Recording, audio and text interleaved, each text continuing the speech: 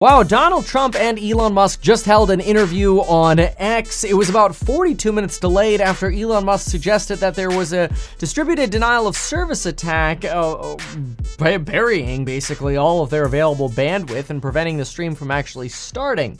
Did end up getting resolved about 42 minutes in, and we were able to begin. So the first 15 to 20 minutes were really about the assassination attempt. Elon Musk talking about how motivating it was to see Elon Musk was saying that it was motivating to see Trump basically get shot at under fire and then get up and say, fight, fight, fight. Elon saw this as strength under fire and said this was part of why I chose to endorse you. Trump went into a discussion about how immediately he knew it was a bullet he got hit by. It was a miracle he didn't get hit. The counter sniper, who was about 400 yards away from the other side of the podium, not the near ones, took a shot and took out the shooter, a sniper who had been with the Secret Service for 23 years and had never faced something like this. Donald Trump then went on to talk about how there was an officer who was boosted up who badly hurt his ankle but may have distracted the shooter because it should have been an easy shot for the shooter, and whether it was the shooter was distracted because of the officer who came up or a miracle that Donald Trump slightly moved his head to look at that border chart on the chart with border statistics on it. He doesn't know, but he does say that it makes him think that he believes in God more than he ever has before, and that other people should consider believing in God more as well after that. Both Elon and Donald Trump, they're sort of nodding to the miracle that happened here, but also arguing that it seems like if there's one building that should have been covered, it would have been the building where the shooter went to. Elon argued, if you literally just looked at that site and said, what would the best place be to go and shoot the president from? It would have been that roof the shooter went to. And the fact that it didn't have coverage was wild. It did seem like Trump was reserved and hesitant to sort of bag on the Secret Service there, which kind of makes sense given that he's kind of protected by the Secret Service every day. But anyway, Elon wraps it up by saying you can't fake bravery. And then we finally get into a new topic, like the border. So Elon asks if Trump is supportive of legal immigration. The conclusion is essentially yes, but people need to be vetted. Donald Trump says that people are coming here illegally and that dangerous immigrants are coming in from Asia, Africa, the Middle East, and those stupidly and horribly bombing Israel are able to come in over here unchecked. Elon Musk says, look, most illegal immigrants are probably not bad people, but we should have legal immigration with a vetting process. Trump here says that other countries are basically emptying their prisons and taking their drug dealers and gang members and they're sending them to America. It's difficult to fact check this one. There aren't a lot of available direct links to this because you're basically trying to prove a negative, right? That like, is that actually... It's a challenging one to fact check. Obviously, this is one that Donald Trump believes. Other people say, well, I mean, it could be happening. It's harder to link. Here's what we do know. We do know that Joe Biden in 2023 extended the temporary protected status to nearly 400,000 Venezuelan migrants. A lot of those were likely not vetted, and they were given work authorization essentially to stay in America and work in America. And then, of course, you get instances like what happened in June of 2024, where a Venezuelan migrant was accused of shooting at two officers in New York, and then later suggesting in an interview with detectives that he came from an area in Venezuela where people just shoot at the cops, that's just what people do. This is just an example of potentially a bad apple, or it's an example of what Donald Trump says. That is, unvetted people are coming over and they're coming straight from their prisons or from their gangs and they're shooting at cops or Americans, which frankly, it's exactly what happened in that instance, at least allegedly. Anyway, so it's a tough one here, but obviously giving blanket amnesty to unvetted immigrants will always introduce some bad apples into the country. Trump says that these are all rough people coming across. These are people we don't want in our country. Elon Musk talked about going to the border and suggesting that they're surprisingly not Mexicans, that it's actually surprisingly a lot of people from the rest of the world. It's sort of like the doorway of Earth into America is what Elon suggested. Donald Trump talks about how he came up with no tax on tips and how Kamala Harris is now copying him.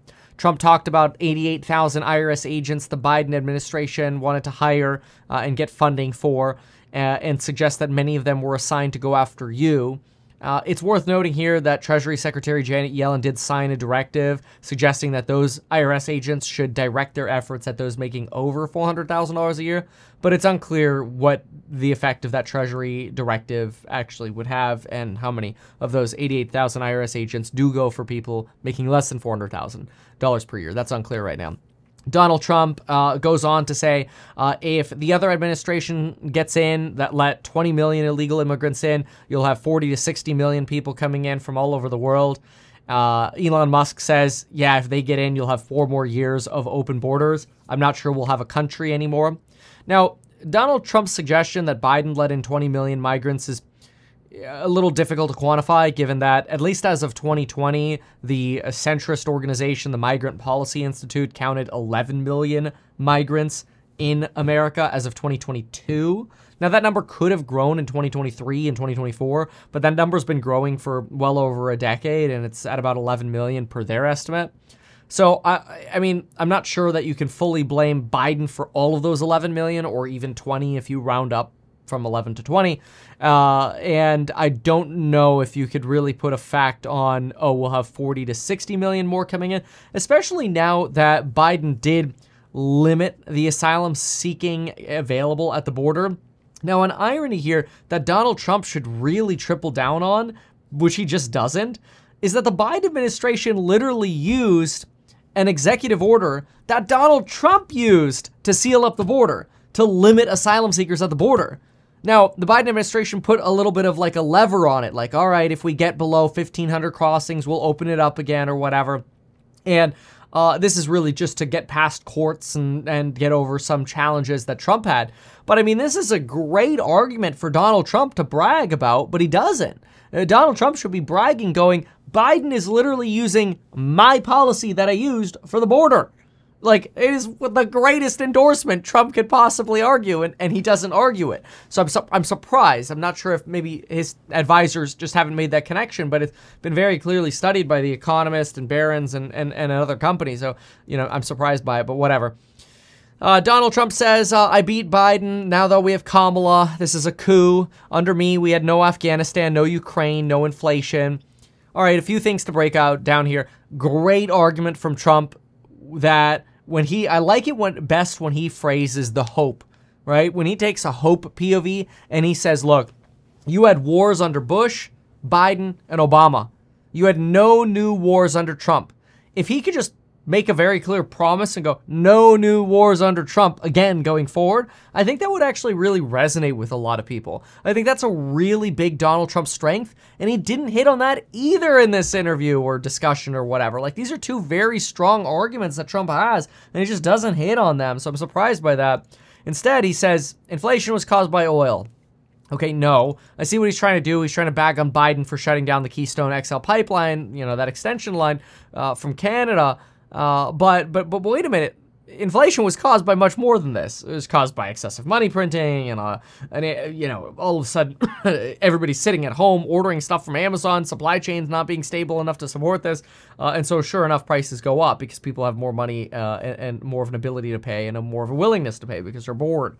So much more than oil caused the inflation that occurred. And it's likely would have had a lot of inflation under Trump as well. I've always previously joked that I thought it was funny that if Donald Trump didn't win in 2020, the next administration would be blamed for all the inflation, and then Trump could come back to no inflation, which is actually exactly what might end up happening. But then, like we always like to joke, fate loves irony. If any of that stresses you out, remember, you can always visit our paid promotion, metkevin.com/life, and get life insurance in as little as 5 minutes.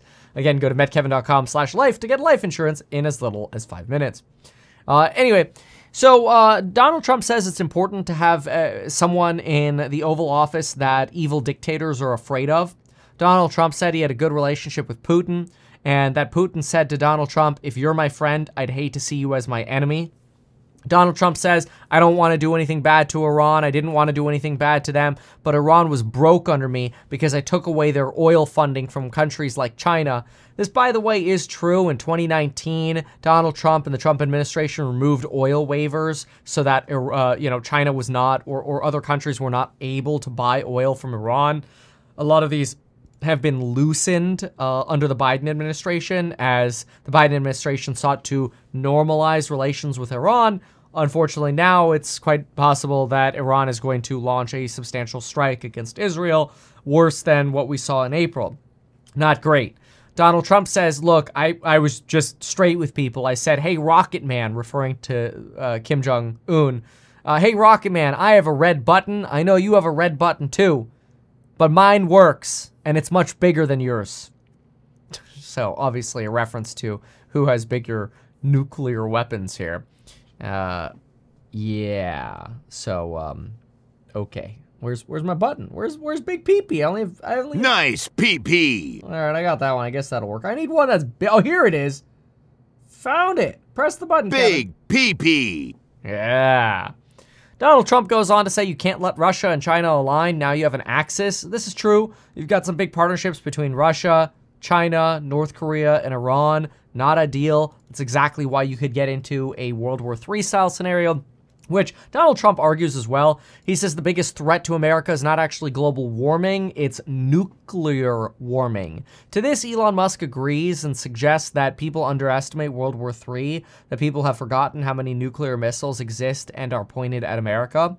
Donald Trump talks about Israel having an Iron Dome and that the United States deserves one as well. It's worth noting that the Iron Dome is colloquially used to discuss all of the defensive weapon systems that Israel has, including David Sling, Arrow 2, Arrow 3. These are substantially larger range, missile defense systems and cruise missile defense systems, ballistic missile defense systems, right, ICBMs.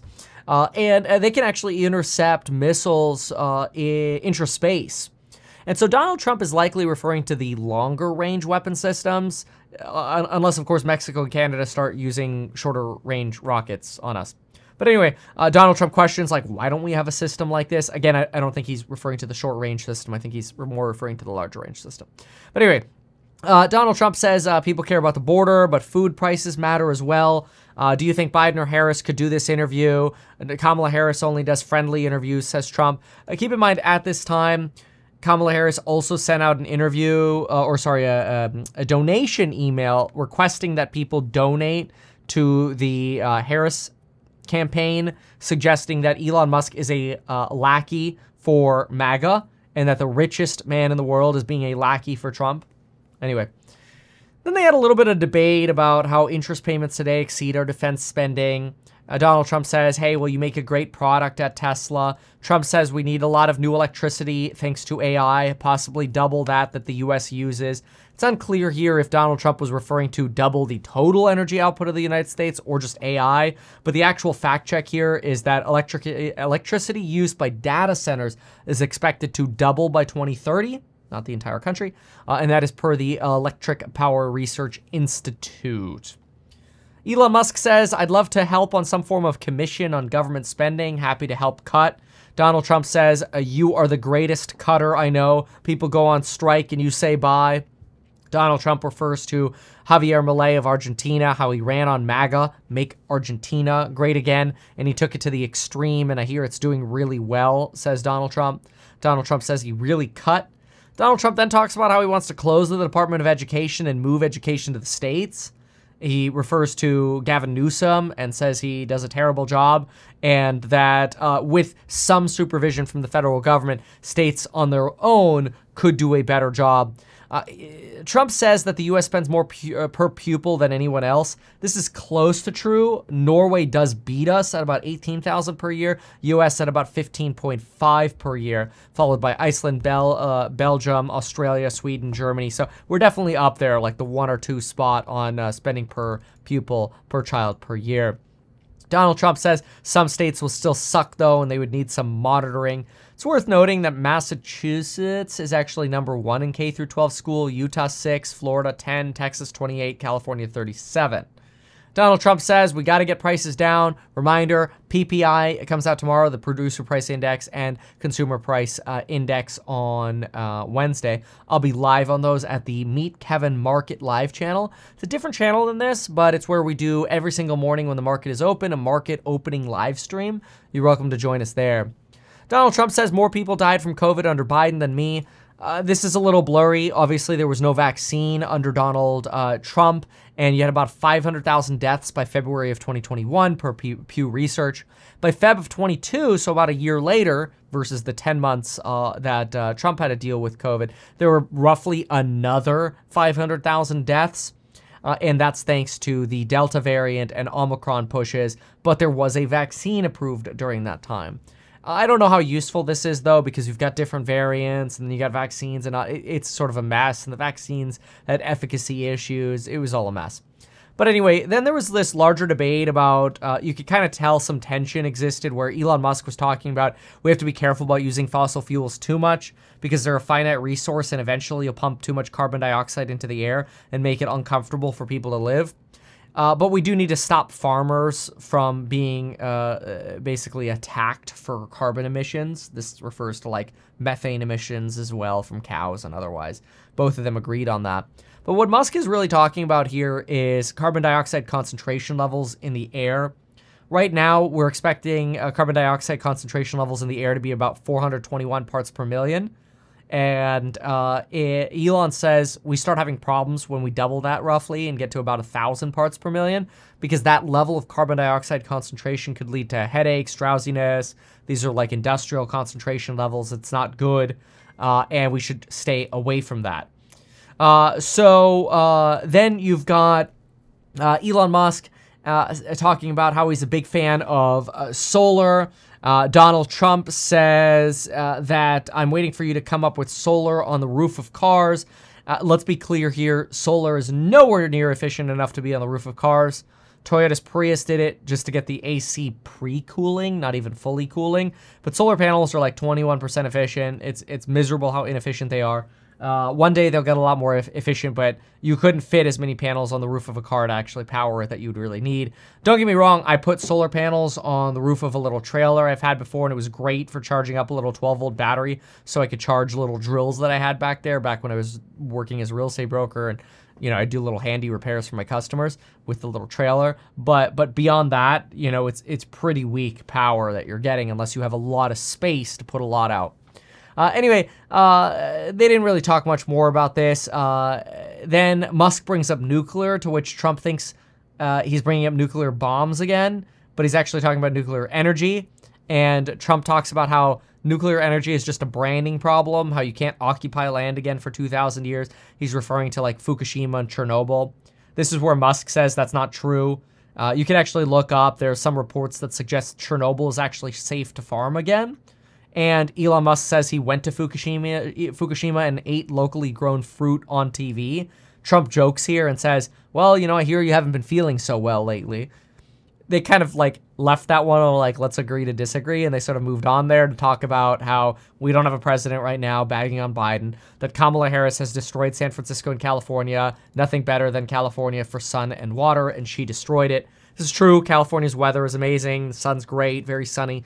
Wonderful climate, but yeah, the politics can be a little crazy. But anyway, Musk says that Kamala Harris is far, far left, and they're trying to rewrite the narrative. It is true, by the way, that Kamala Harris did support Bernie Sanders' single-payer healthcare system, as well as some other previous plans now she's sort of walking back from, like defund the police. These things are true. Donald Trump also suggests that Kamala Harris believes in no fracking, and now all of a sudden she's saying she believes in fracking. Trump says she's anti-Israel. Worth noting that Kamala Harris did not go to Netanyahu's speech to a joint session of Congress, which is unusual because usually you do have a vice president there. Around 30 other representatives and senators didn't go, including the pro tempore of the Senate, Patty Murray, a senator, which is weird. Harris blamed this on travel and later ended up meeting with Bibi. Kamala Harris's husband is also a Jew, and he's pretty active in the anti-Semitic event community, anti-Holocaust or Holocaust awareness, events that he goes to and hosts and otherwise. So, kind of blurry here. But anyway, Donald Trump does talk about Israel's Iron Dome potentially being swamped if their enemies shoot enough at Israel's Iron Dome. He says that's what some people think Iran is looking to do. This is true. You're hearing a lot about this right now. You're hearing a lot of talk about potentially Iran striking Israel and overwhelming them with many days of attacks. Donald Trump suggests that Governor Walz, the VP, supports tampons in boys' bathrooms. It is true that Minnesota passed some pretty pro-transgender laws, but the actual bathroom tampon law had to do with gender-neutral bathrooms and stocking menstrual products in those gender-neutral bathrooms, so it's a little blurry here. Anyway, Elon Musk talks about we support the majority of NATO's funding. They both kind of find some common ground on this. Musk says it's impossible to have a conversation with Biden or Kamala. It's like they're NPCs. Donald Trump says, I see what you did in Vegas with the boring tunnel. It's incredible. You can do that everywhere. Musk says with deregulation, you could have very high-speed tunnels that are better than anything else in the world for high-speed transport between cities. Trump talks about how the FDA takes too long to get regulation or new drugs approved. He was the one who got the right to try approved. The right to try is basically a compassionate use therapy for unapproved drugs. And it's kind of like, look, if you have a terminal illness, we'll let you try this experimental drug. You can't sue anyone. If the drug kills you, sorry, you're going to die anyway. But here, at least you have a chance. And Donald Trump signed that into law in May of 2018. I actually kind of support that. I'm a big fan of that. Donald Trump then talks about how cool it is that the, Twitter Spaces had 67 million views. It doesn't doubt me that this content from Elon Musk and this debate will get a lot of views, many millions, tens of millions or more views. But Donald Trump was actually referring to the impressions counter, not the actual views the space had. Or how many listens it actually had, and we don't know how long people listened for, to the interview and what details they got, whatever. Small detail, doesn't really matter. Musk says he's not really a far-right guy. He supported Obama, stood in line to shake Obama's hand, but now feels like we're at a critical juncture for the country, that Kamala Harris would be even further left. Her dad was a Marxist economist. True, by the way, as verified by The Economist, which is a publication that hates Trump, Kamala Harris's dad was an unabashed Marxist economist. Donald Trump then complains how cops aren't allowed to do their jobs. Musk reiterates how demoralizing it is to risk your life to arrest someone, and then the DA doesn't prosecute this. I saw this, by the way, myself as a police explorer. It's pretty bad. We did get bingo. We made our bingo card, and we got bingo, which was pretty cool. You can kind of see some of the topics that were covered and not covered on screen now. And you can see we got bingo right down there in the middle, talking about walls and trans, fiscal spending being unsustainable. The event happened. That's our freebie. Russia, Ukraine comes up, and World War III came up. We didn't get any talk on crypto. Rockets were mentioned for like half a second, so I didn't check it off. Taiwan didn't get brought up. Drugs or homelessness didn't get caught up. No talk about the wokeism or donations.